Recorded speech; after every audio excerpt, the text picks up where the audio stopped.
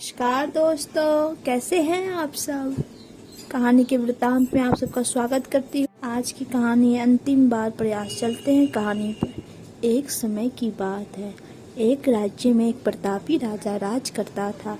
एक दिन उसके दरबार में एक विदेशी आगंतुक आया और उसने राजा को एक सुंदर पत्थर उपहार स्वरूप प्रदान किया। राजा वह पत्थर देख बहुत प्रसन्न हुआ। उसने उस पत्थर से भगवान विष्णु की प्रतिमा का निर्माण कर उसे राज्य के मंदिर में स्थापित करने का निर्णय लिया और प्रतिमा निर्माण का कार्य राजा अपने राज्य के महामंत्री को सौंप दिया। महामंत्री गांव के सर्वश्रेष्ठ मूर्तिकार के पास गया और उसे उस पत्थर देते हुए बोला, महाराज, मंदिर में भगवान विष्णु की प्रतिमा स्थापित करना चाहते हैं। 7 दिवस के भीतर इस पत्थर से भगवान विष्णु की प्रतिमा तैयार कर राजमहल पहुंचा देना।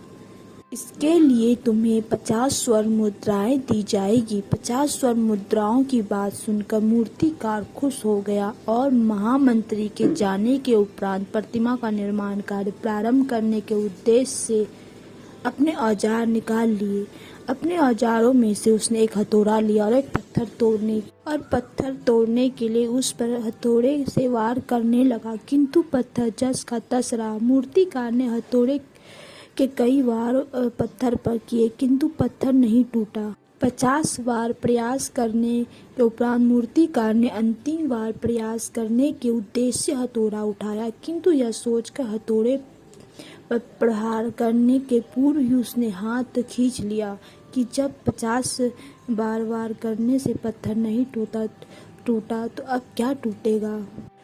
वह पत्थर लेकर वापस महामंत्री के पास गया और उसे यह कह वापस कर आया कि इस पत्थर को तोड़ना नामुमकिन है, इसीलिए इससे भगवान विष्णु की प्रतिमा नहीं बन सकती।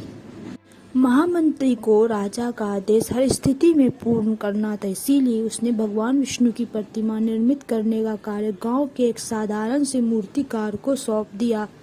पत्थर लेकर मूर्तिकार ने महामंत्री के सामने ही उस पर हथौड़े से प्रहार किया और वह पत्थर एक बार में ही टूट गया। पत्थर टूटने के बाद मूर्तिकार प्रतिमा बनाने में जुट गया। इधर महामंत्री सोचने लगा कि काश पहले मूर्तिकार ने एक अंतिम प्रयास और किया होता तो सफल हो गया होता और 50 स्वर्ण मुद्राओं का हकदार होता। इसी से कहानी का अंत होता है। इससे हमें यही सीख मिलती है कि हम भी अपने जीवन में ऐसी परिस्थितियों से 2-4 होते रहते हैं।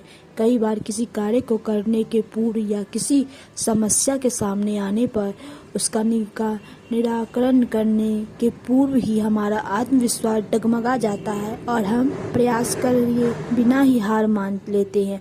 कई बार हम 1-2 प्रयास में असफलता मिलने पर आगे प्रयास करना छोड़ देते हैं, जबकि हो सकता है कि कुछ प्रयास और करने पर कार्य पूर्ण हो जाता या समस्या का समाधान हो जाता। यदि जीवन में सफलता प्राप्त करनी है तो बार बार असफल होने पर भी तब तक प्रयास करना नहीं छोड़ना चाहिए जब तक सफलता नहीं मिल जाती। क्या पता जिस प्रयास को करने के पूर्व हम हाथ खींच लें वही हमारा अंतिम प्रयास हो और उसमें हमें कामयाबी प्राप्त हो जाए। इससे हमें यही सीख मिलती है कि हमें प्रयास करते रहना चाहिए जब तक मंजिल न मिल जाए। तो धन्यवाद दोस्तों। अगर मेरी कहानी आपको अच्छी लगी तो लाइक, शेयर एंड सब्सक्राइब कीजिए। बेल आइकन बटन को जरूर दबाइए आगे नोटिफिकेशन